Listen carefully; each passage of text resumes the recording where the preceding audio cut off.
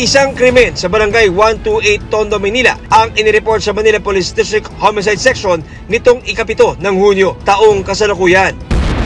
Nang mapasok ang bahay, tumambad sa mga pulis ang bangkay ng isang babae. Nakilala siya na si Roslyn Pioquinto, 19 na taong gulang. Samantala, sa katabing Barangay 129 sa lungsod pa rin ng Maynila, kasalukuyang nasa bahay ang kuya ni Roslyn na itinago namin sa pangalang Romeo.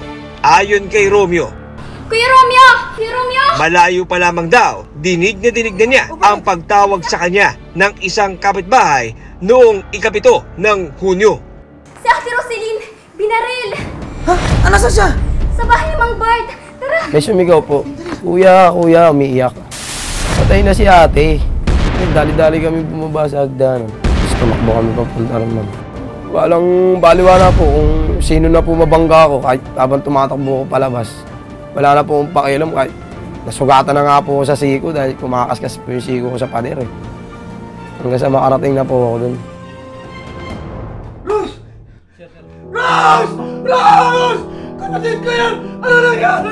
Rose! Hindi makapaniwala si Romeo nang makita ang kalunos-lunos na sinapit ng kapatid. Parang nagagalit ba yung damdamin ko? Parang naglulugmok ma ako sa nararamdaman ng nakikita ko. Parang hindi ko maisip kung ano yung nararamdaman ko nung araw na yun. Bakit? Bakit? Parang wala na ako ng umalay. Bigla na lang po ako napaupo. Ayon sa sinumpaang salaysay ng isang saksi, matapos makarinig ng putok ng baril, isang lalaki ang nakita niyang lumabas mula sa bahay na tinutuluyan ni Roslyn. Ayon pa sa saksi, kitang-kita niya na may isinukbit na baril ang lalaki sa bulsa nito, sabay alis sakay ng motosiklo.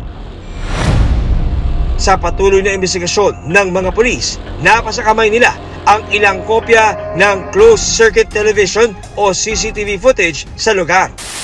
Nang silipin nila, isang lalaki ang nahagip ng kamera na papalabas ng gusali kung saan nangyari ang krimen. Sino ang lalaking huling kasama ni Roslyn bago siya natagpo ang patay?